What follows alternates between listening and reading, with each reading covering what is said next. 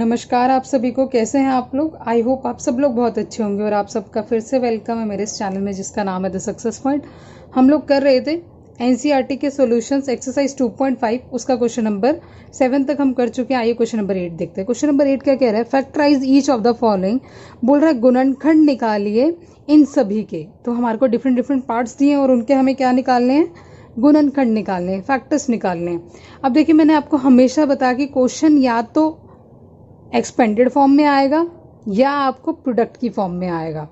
कहने का मतलब, अब यहाँ पर देखिए, अब इसको देख के मुझे पता लग जाना चाहिए मेरी आइडेंटिटी कौन सी लग रही है। आपको कुछ नजर आ रहा है? ये ए की क्यूब बी की cube plus 3a² B plus ab² 3ab², ऐसा कुछ लग रहा है? तो ये वही आइडेंटिटी है। चलिए देखते हैं हम क्या लगी आइडेंटिटी। a प्लस बी का whole cube is equal to, किसके इक्वल होता है वो?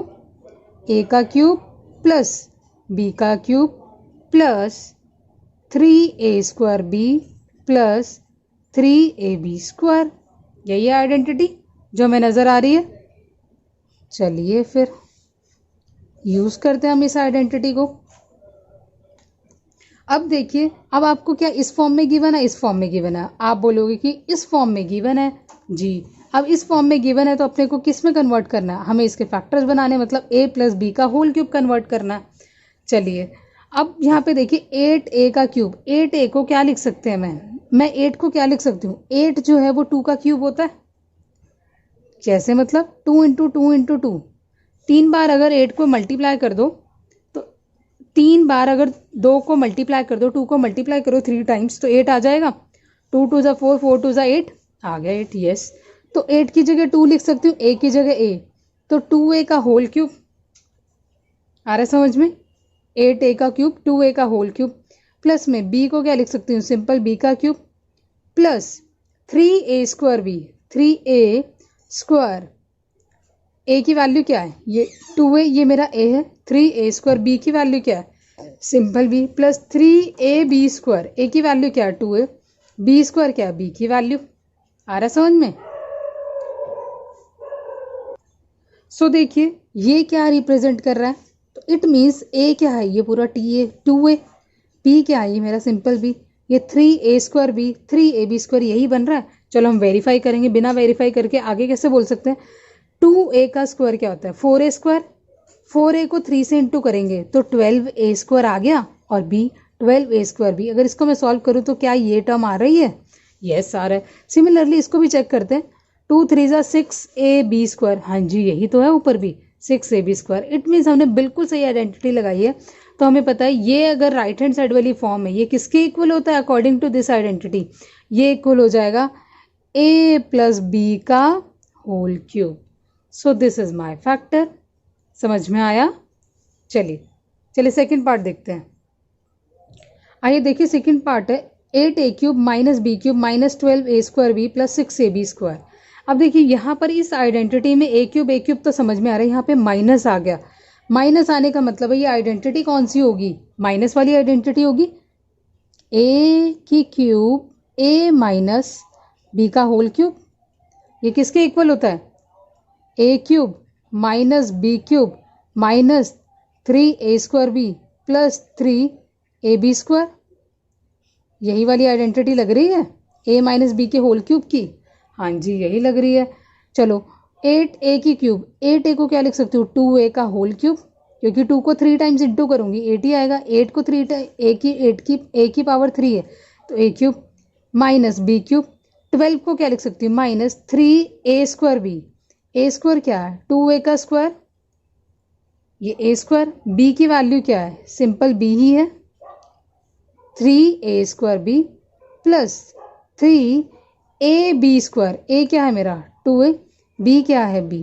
चलिए अब हम इसको पूरा b का स्क्वायर, इसको आगे करने से पहले एक बार वेरीफाई कर लेते हैं। 2a का क्यूब, हाँ 2 क्यूब, b का क्यूब, b का क्यूब, 2 2 ज़ा 4, 4 3 ज़ा 12, 12a² b, ठीक है। 3 2 ज़ा 6ab², हाँ जी बिल्कुल ठीक आ रहा है, यही तो चाहिए था। आपको एक चीज समझ में आ रही है? पहले वाला क्वेश्चन भी सेम था, लेकिन फर्क क्या था? उधर माइनस नहीं था, उधर प्लस था तो आइडेंटिटी प्लस की लगाई, लेकिन यहाँ माइनस है। तो अब ये पूरा ये वाला ये इस फॉर्म में दिया हुआ है, एक्सपेंडेड फॉर्म में गिवन है, विस्तार वाली फॉर्म में गिवन है। विस्तार वाली फॉर्म में तो इसको गुणनखंड बना देंगे, तो ये पूरी टर्म किसके इक्वल हो सकती है? ये पूरी टर्म हो सकती है इक्वल 2a माइनस बी का whole cube, a minus B का क्यूब। आई होप समझ में आया होगा। चलिए थर्ड पार्ट देखते हैं। थर्ड पार्ट है 27 माइनस 125 ए क्यूब माइनस 135 ए प्लस 225 ए स्क्वायर। चलिए अब मेरे को पता होना चाहिए भाई ये क्यूब स्क्वायर ये क्या लिया हुआ है। 27 को पहले देखिए, पहले तो आइडेंटिटी देखते हैं। ये क्यूब क्यूब कुछ आइडेंटिटी लग रही है? हाँ जी आइडेंटिटी तो लग रही है। कौन सी लग रही है? a माइनस बी का क्यूब वाली। क्या होता है? a cube minus B cube minus 3a square B plus 3ab square. यही तो है, बस अपने a भी चेंज होने वाले हैं यहाँ पर। कैसे? a भी पता लगने चाहिए बस अपने को। देखो 27 को मैं क्या लिख सकती हूँ? 27 3 इंटू 3 इंटू 3 तो है, 3 3 ज़ा 9, 9 3 ज़ा 27। आ रहा है समझ में? 27 के फैक्टर 3 3 3 लिख सकते हैं ना। तो 27 तो हो गया 3 का क्यूब। आ रहा है समझ में? चलिए 125 देखिए किसका क्यूब होता है? ये होता है 5 का। 5 इंटू 5 इंटू 5, 5 5 ज़ा 25, 25 5 ज़ा 125। तो ये तो है 5 का क्यूब, तो 5a का whole cube, a cube minus b cube then minus 3a square B. अब यहाँ पे a देखिए, ध्यान से देखिएगा, a क्या आ जाएगा अपना? ये 3 का स्क्वायर, b की वैल्यू क्या है? 5a plus 3ab square, 3a की वैल्यू क्या है? 3 b स्क्वायर, b की वैल्यू क्या है? 5a का स्क्वायर। आ रहा है समझ में? सो देखिए अब वेरीफाई भी कर लेते कि क्या ये बनता है। 3 3 ज़ा 9, 9 3 ज़ा 27, 27 इंटू में 5 क्या 135 आ रहा है? चेक कर लेते हैं। 27 5, यस 135 आ रहा है। इट मीन्स हमने ठीक किया। इसको मल्टीप्लाई करो 135 ए का ए। नेक्स्ट 3 3 ज़ा 9 एंड 5 ए का स्क्वायर है, मतलब 5 का भी स्क्वायर 25। 9 इंटू में 25 चेक करते हैं क्या आता है।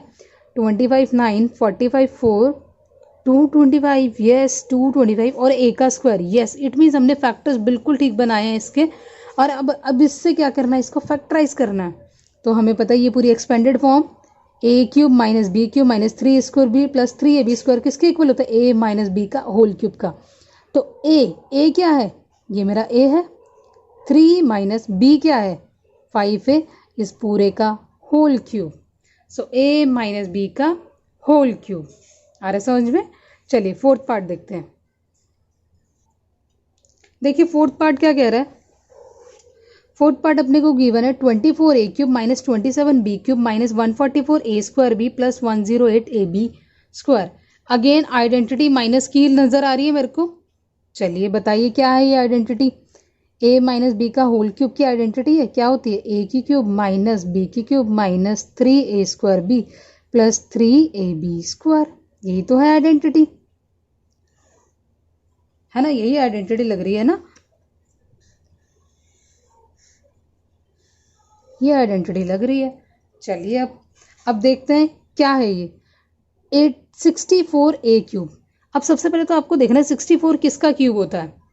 देखिए मुझे तो पता है 64 किसका क्यूब होता है, 4 का। कैसे? 4 4 4 3 बार इंटू कर लो 64 ही आएगा। 4 4 ज़ा 16, 16 4 ज़ा 64। सो ये हो गया 4a का होल क्यूब। अब 27b क्यूब, 27 किसका क्यूब होता है? हमने पहले भी देखा था 3 इंटू 3 इंटू 3 27 होता है 3। ये 3b का whole cube minus 3a square B, 3a square, a square क्या है? 4a का स्क्वायर, b क्या है? 3b plus 3ab square, 3a, a क्या है? 4a, b स्क्वायर, b क्या है? 3b का होल स्क्वायर। यही है मेरा। चलिए अब इसको फैक्टराइज करने से पहले मेरे को चेक करना पड़ेगा। इसको सॉल्व किया तो यही आएगा 3b क्यूब, इसको सॉल्व करेंगे यही आएगा। इसको सॉल्व करते हैं। 4 4 ज़ा 16, 16 9 3 3 ज़ा 9, 16 9 ज़ा 144 ही होता है, बिल्कुल ठीक है। और a स्क्वायर b बिल्कुल ठीक आ रहा है। नेक्स्ट 12, 3 4 ज़ा 12, 12 एंड 3 3 ज़ा 9, क्योंकि 3 का स्क्वायर है तो ये हो गया 3 3 ज़ा 9 हो गया ना।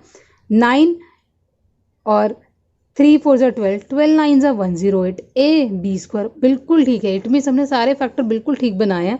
अब हम इसको किस फॉर्म में लिख सकते हैं, आपको ध्यान रखना पड़ेगा, जो आइडेंटिटी है ना उसको प्रॉपरली लिखना पड़ेगा।